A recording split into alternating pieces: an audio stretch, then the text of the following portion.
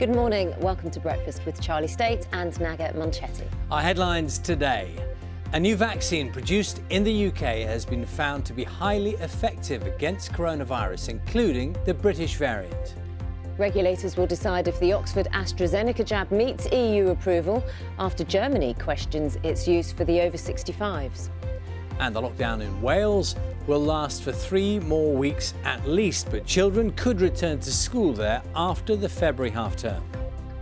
Good morning. As the vaccine rollout continues, bookings for UK holidays are soaring. But does that mean that foreign trips are off the cards this year? I'll have some top tips a little later. Good morning. We knocked the wall down. That's what Jurgen Klopp says, as Liverpool's mini crisis is over after they won their first Premier League match this year at Tottenham. Good morning. We've got some rain and some hill snow around this morning, which should be easing for most places. It's mild in the south, but it's turning colder for the weekend with some more snow for some of us. I'll bring you all the details coming up shortly.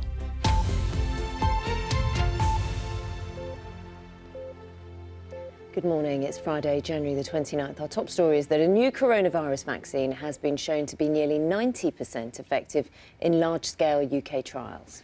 The Novavax jab, which has not yet been approved, will be made in Teesside and is effective against both the UK and South African variants of the virus. With more details on this and all the latest vaccine developments, here's our reporter, John Donnison. Another scientific breakthrough in the fight against coronavirus, this time from the US firm Novavax. Results of the company's British trial show the first proven efficacy against the new, more contagious UK variant. There were more than 15,000 volunteers on the trial throughout the UK. Over half the cases of Covid-19 recorded came from the new variant.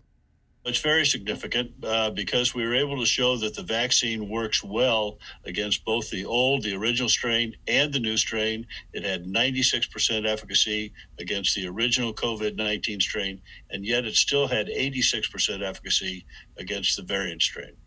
And separate trials have also shown the vaccine works against a new South African strain. It's a fantastic result because it shows that the Novavax vaccine is effective against both the UK variant as well as the South African variant, and has shown phenomenal efficacy, and it's made in Teesside. So not only have we trialled the vaccine to show that it's safe and effective, but we're also making it too. So we'll be able to save lives in the UK. The vaccine minister, Nadeem Zahawi, who took part in the Novavax trials himself, said it was great to see such encouraging results and is now awaiting approval from the regulator. The UK has 60 million doses of the new jab on order. It will be a huge boost to the immunisation drive, which has already seen almost 7.5 million people across the United Kingdom receive a first dose of either the Pfizer or AstraZeneca vaccines. But a row continues with the European Union, which was much slower off the mark in ordering and approving vaccines. The EU now wants access to some of the UK's supply of AstraZeneca doses because of shortages on the continent. The EU regulator is expected to approve the AstraZeneca vaccine today. Meanwhile, in Germany, where the Pfizer vaccine is being used, a national vaccine committee has said the AstraZeneca jab should for now not be given to people aged 65 and above because of insufficient evidence of how effective it is in older people. The government here has firmly rejected that. Our own authorities have made it very clear that they think the Oxford AstraZeneca vaccine is very good and efficacious. They think that it is effective across all age groups and provides a good immune response across all age groups. The evidence of how well the AstraZeneca vaccine works in people over 65 is limited, but leading scientists here say they're confident it will give strong protection. John Donnison, BBC News.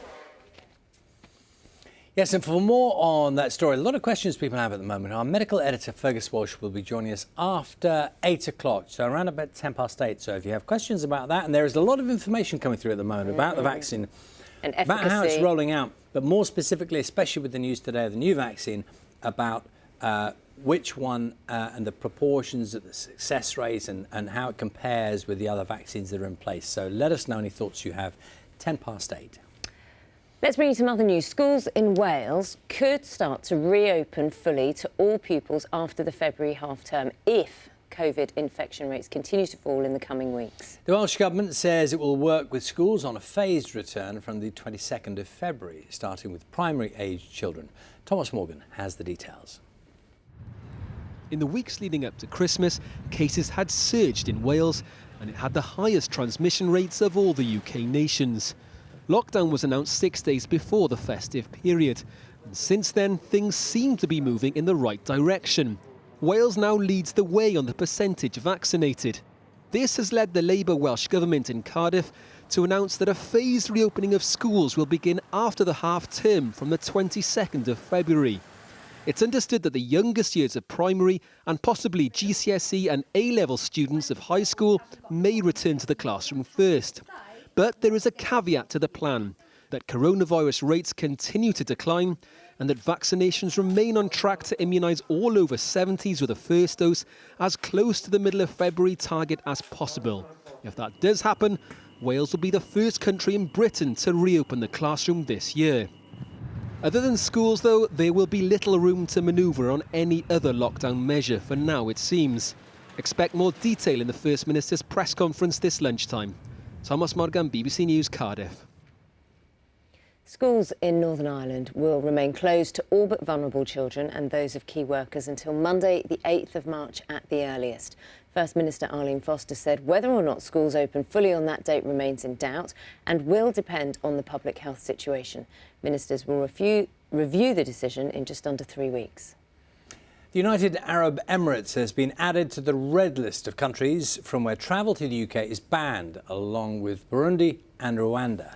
The measure is aimed at stopping the spread of the South African variant and comes into force from 1 p.m. today. The UAE ban comes after criticism of British social media influencers visiting Dubai in recent weeks. What they claim is work. Others say it should be classed as holiday. Now, a nurse who gave birth nearly 3 months ago while seriously ill with Covid-19 has held her daughter for the first time. Ava G. Kane had the long-awaited reunion with her baby Eliana after being discharged from the Royal Papworth Hospital in Cambridge. Nikki Fox has this report. Celebrating a belated Christmas.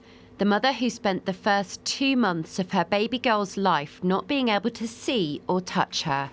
Nurse Ava G. Kane was discharged from Royal Papworth Hospital after spending weeks unconscious on a machine that helped her breathe. The last thing I remember is I was in the ward and I was a bit shaky and I was difficulty breathing until all the doctors came, and that's all. I didn't remember anything. Ava was 35 weeks pregnant when admitted to hospital with COVID. She had an emergency caesarean section at Basildon before being transferred to Royal Papworth, 60 miles away from her baby. Ava was placed on an ECMO machine. It's like an artificial lung. Only 5 hospitals in the country have them. After time on a neonatal intensive care unit, Eliana went home to her father. The first time I really saw my daughter in person, my tears is just falling. I'm very emotional that time. All those times since day one, I'm very emotional. And then, yeah, that's it. It's bringing me to tears again. Sorry. I just want to thank Basildon and Papworth Hospital. I was given the best care, and without them and without their care, I think I would not be here. A family reunited against all odds. Nikki Fox, BBC News. What a great picture that is. Got to celebrate that. Happy family. Now, the Duchess of Cambridge has revealed that parenting during lockdown has left her exhausted. Catherine, whose children, Prince Louis, Princess Charlotte and Prince George, are aged 2, 5 and 7. She was on a video conference with other parents when she spoke quite candidly about the challenges of both homeschooling and home hairdressing. We've had to take on additional roles that perhaps others around us in our communities or in our lives would have perhaps supported us and helped us with. So, you know, I've become a hairdresser this lockdown, much to my children's horror, seeing mum cutting hair. We've had to become, teacher, and I think I personally, feel pulled in so many different directions, and you try and do the best with everything. But at the end of the day, I do feel exhausted.